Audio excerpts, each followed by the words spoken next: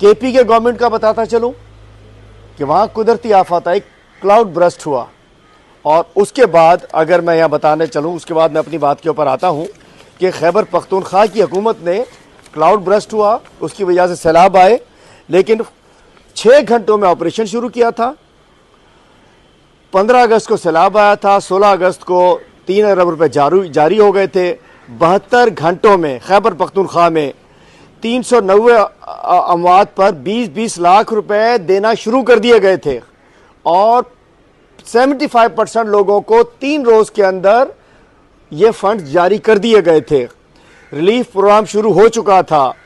दीगर इजला में 4-4 अरब रुपए जारी किए गए थे। 2000 अफराद ने और 156 जिन पे गाड़ियां थी जिन्होंने रेस्क्यू में हिस्सा लिया था।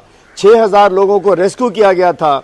75% सड़कें 3 से 4 दिन के अंदर खोल दी गई थी। फी घर, मुतासरा घर को खैबर पख्तूनख्वा में 10 लाख रुपए मुआवजा दिया जाना शुरू कर दिया गया था।